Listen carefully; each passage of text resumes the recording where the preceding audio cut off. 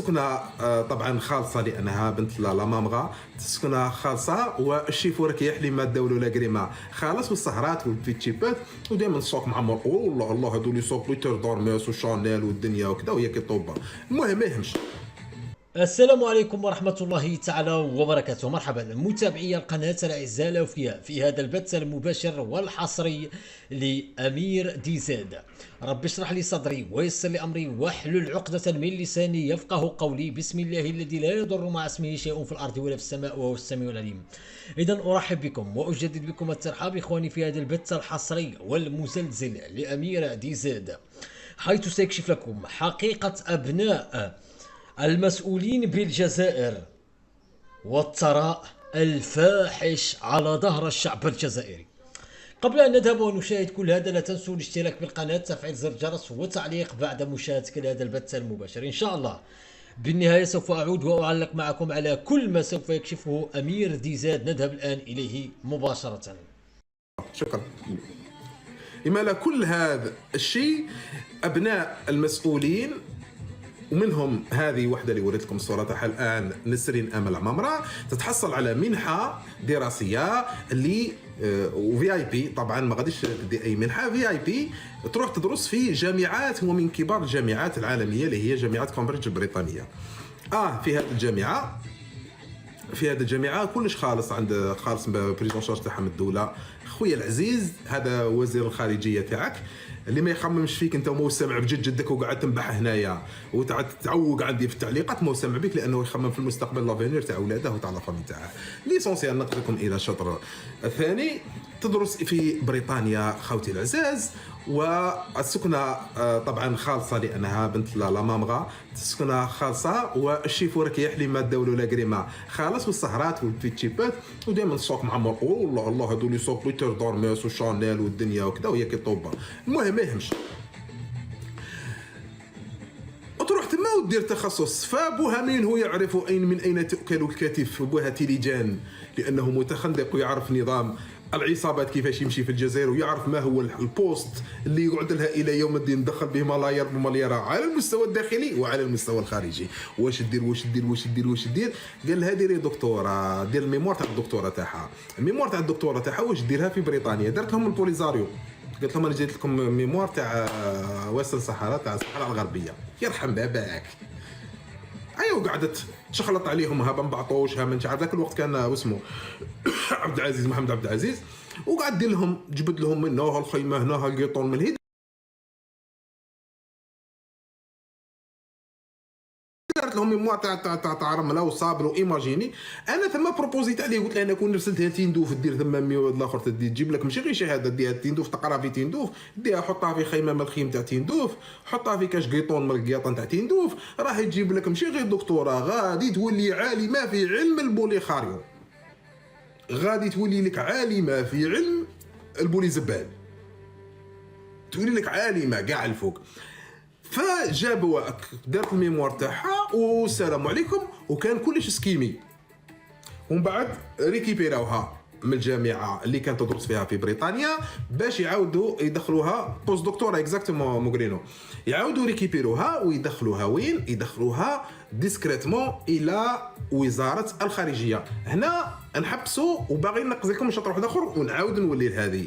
نفس الشيء كي كان ولد بن غبريط الوزيره اللي طربقت المنظومه التربويه في الجزائر اللي هي نوريه بن غبريط، عندها ولدها وحده، عندها زوج. بون نتكلمكم على ولدها الاول اللي هو مهدي رمعون. علاش؟ باسكو ما غاديش يسموه رمعون ما غاديش يسموه مهدي بن غبريط على امه، يسموه رمعون على باباه اللي يسموه حسن رمعون. فهمت شحال تهضر مع عابله رايهم. قلت لكم ما تهضروش، قلت لكم باللي هذا الرب راني عاكمين عليه 7 قرون، باسكو راه عارف كاع الرحمه تاع جد المرميطه كيفاش راهي مرونه.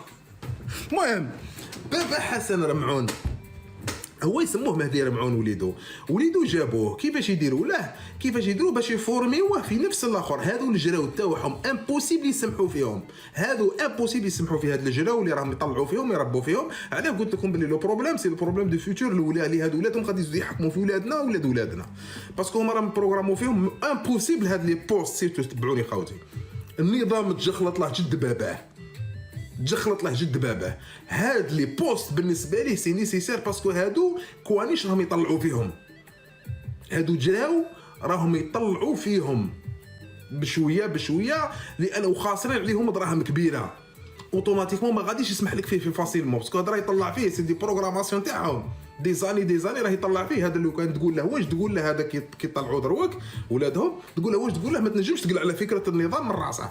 هادو ماشي ولاد النظام وبرك، هادو راهم متخنق، هذا لو سون تاع النظام، الدم تاع النظام هذا لازم تفهم.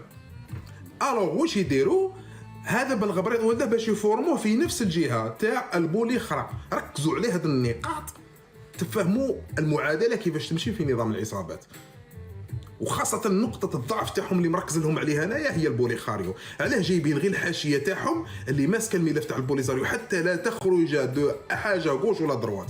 لازم الملف تاع البوليخرا دائما يكون عند ولادهم وعند المجحوش اللي شادينهم تحت يديهم وما يبوجولهمش، يكونوا فورماسيون تاعهم هما اللي مفورمينهم. يجيبوا ولد من الغبريط كيف يروح يدرس في الخارج ويتكون وكذا، بعدها يريكيبيروه وين يديروه، يدوه يحطوه يبوانتوه وين في البعثه الدائمه للامم المتحده. كاين بعثه اللي تمثل العصابه في الامم المتحده، اللي تمثل العصابه اللي كان يترأس عليها دقيقه شوف اللي كان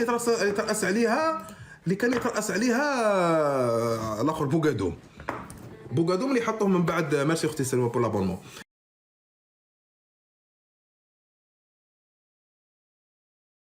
بوغادوم اللي حطوه وزير خارجيه في مرحله مؤقته في مرحله الحراك، حطوه هو بوشوبيه. نهار اللي حطوا بوغادوم قلت لكم بوغادوم غادي راهم دايرينها غير اللي يشفاو يتبعوا فيا، قلت لكم العمامره امبوسيبل غادي يسمحوا فيه بعد ما طيروه هربوا عطاها، وقلت لكم امبوسيبل غادي يسمحوا فيه باللي غادي يريكيبيري النظام، وقلت لكم بوغادوم راه يشد في مرحله مؤقته في وزاره الخارجيه حتى يعاود يخرج ويعاود يردوا في بلاصته الاخر. هذيك المرحله مرحله الحراك حتى يوهمون الشعب انه بدات مطالب التغيير في النظام، حتى يوهموه. ولكن جابوا لهم واحد من نفس لا فورماسيون. مين جابوا لك انت يا وزير الخارجيه في وقت الحراك؟ راحوا جابوا لك واحد اللي كان رئيس بعثه دائمه في الامم المتحده اللي هو بوغادوم كي نحوسوا نعرفوا شكون هو بوغادوم هو الزوجه تاعه صابريه بوغادوم القنصل في نيويورك فاميليا ما زالت فاميليا هذه يسموه ريغروبمون فاميليال تاع البوفوار، نظام العائلات في السلطه. بالعميس ولد خالك ونسيبك ومرتك وعمك باش تعرف باللي تبقى غير في مرميطه. روحوا كتبوا صابريه بوغادوم، دوك نكتبها لكم، هي زوجة دوك نطلع لكم تسويت، عطوني ثواني برك. صابريه بوغادوم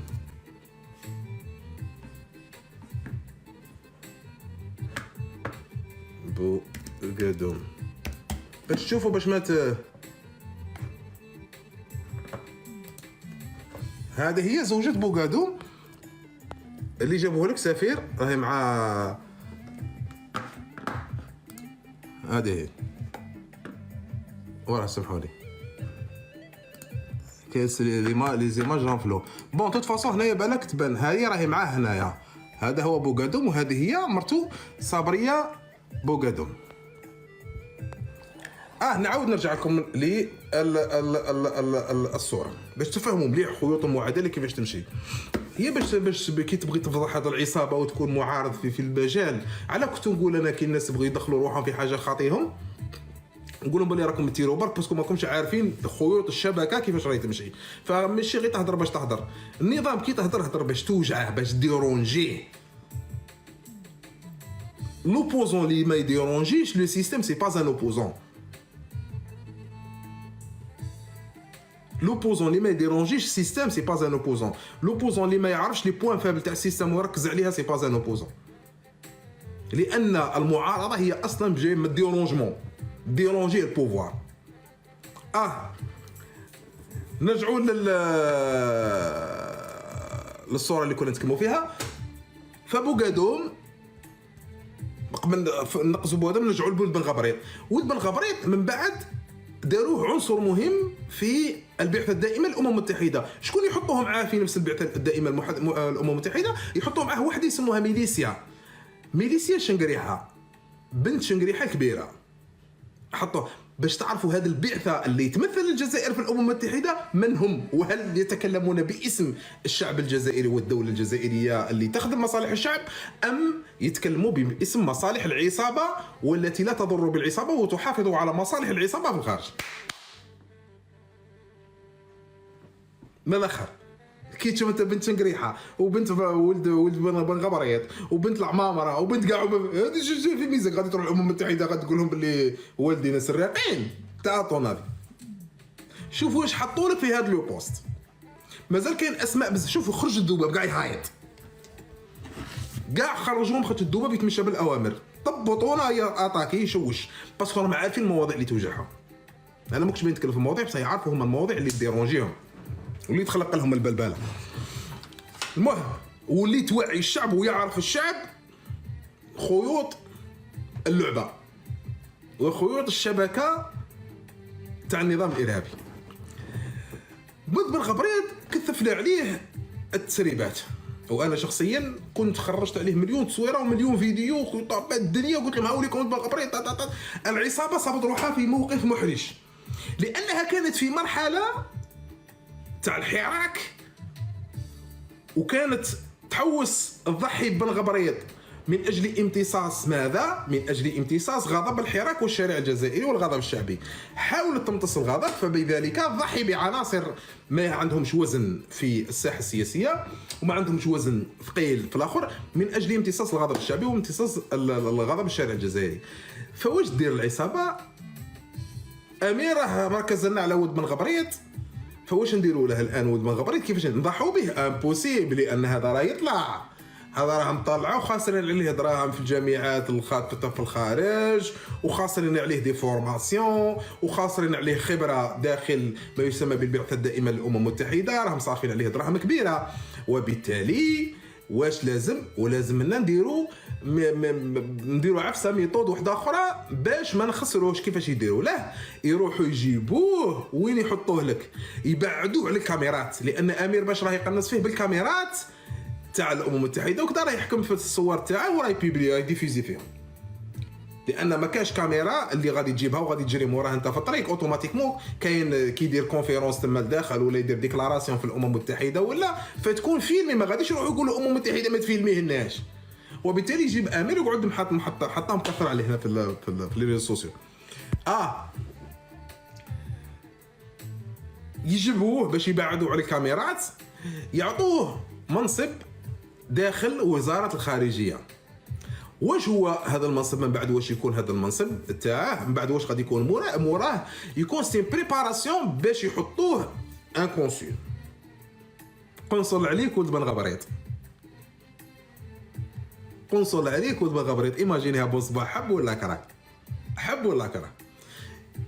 في الوقت الحالي عطوه مدير فرع في وزاره الخارجيه، وبنت العمامره اللي هي نسرين العمامره عطوها بوست مكلفه بشؤون شمال افريقيا وماذا والصحراء الغربيه، يعني البولي زيرو.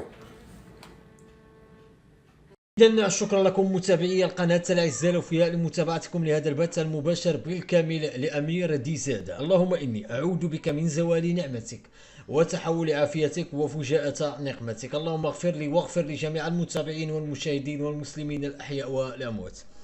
تحية لكل من تابعنا من جميع بقاع العالم في هذا البث الحصري المباشر الذي كان لأمير ديزاد، حيث فتح ملف ثقيل جدا يتقي الكاهن النظام ويتقي الكاهن المسؤولين الذين يأخذون أموال الشعب ويعطوها لأبنائهم، بينما أبناء الشعب يعيشون لا نقول الثراء الفاحش بل الفقر الفاحش، بل الفقر الكارثي المعاش في الجزائر من طرف هذا النظام الفاشل للأسف. لا حول ولا قوة إلا بالله.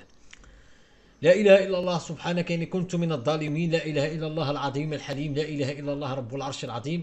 لا إله إلا الله رب السماء ورب الأرض ورب العرش الكريم. إن الله وملائكته يصلون على النبي يا أيها الذين آمنوا صلوا عليه وسلموا تسليما. إذن إخواني البث المباشر القادم دمتم في رعاية الله. سلام الله عليكم.